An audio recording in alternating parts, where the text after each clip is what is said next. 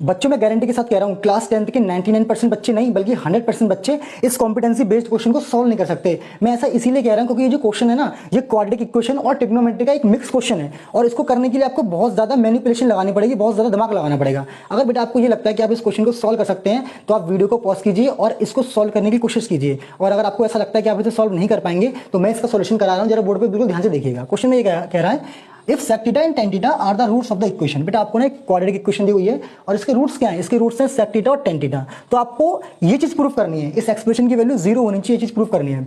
तो देखिए बेटा, अगर ये दोनों रूट हैं, क्या ये दोनों रूट हैं? तो आपको पता है सम ऑफ रूट्स क्या होता है? sec theta plus tan theta, ये रूट्स ही तो हैं। तो सम ऑफ रूट्स होता है बेटा माइनस का b अपॉन है, माइनस यहाँ पर b क्या है? यहाँ पर b है बेटा q और a क्या है? a है बेटा यहाँ पर आपका p। और एक आपका होता है product of roots, sec theta into tan theta. Product of roots होता है आपका c अपॉन ए, c कितना बेटा यहाँ पर r और बेटा a कितना बेटा यहाँ पर p। तो इतनी इन्फॉर्मेशन तो आप इजीली लिख लोगे बेटा। अब देखिए इसमें आपके ना दो फॉर्मूले और यूज होंगे, वो दो फॉर्मूले कौन कौन से मैं आपको लिख के बता रहा हूँ। एक फॉर्मूला इसमें यूज होगा ये वाला, sec square theta minus tan square theta is equals to 1। इस फॉर्मूले का यूज करके ही ये चीज इसमें प्रूव होने वाली है।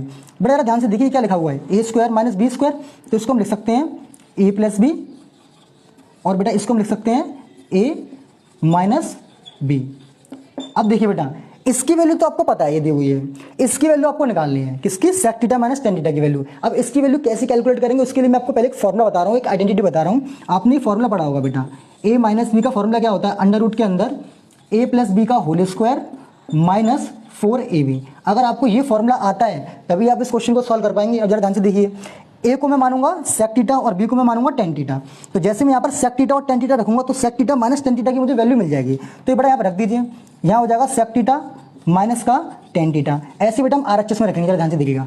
a प्लस बी का मतलब क्या है? a का मतलब sec थीटा और b का मतलब tan थीटा। तो यहाँ पर a प्लस बी की वैल्यू दी है माइनस का q अपॉन p और उसका स्क्वायर हो रहा है। तो जैसे मैं उसका स्क्वायर करूंगा बेटा, यहाँ क्या हो जाएगा? यहाँ आपका हो जाएगा बेटा q स्क्वायर अपॉन में p स्क्वायर माइनस का 4ab। a का मतलब क्या है? sec थीटा, b का मतलब है tan थीटा। तो देखिए a sec theta b tan theta, इन दोनों का प्रोडक्ट कितना दिया हुआ है? r upon p। यहाँ रख दीजिए बेटा अब r अपॉन p। इतनी सी बात बेटा आपको समझ में आ चुकी होगी। अब जरा ध्यान से देखिए और कैसे सॉल्व करना है इसे।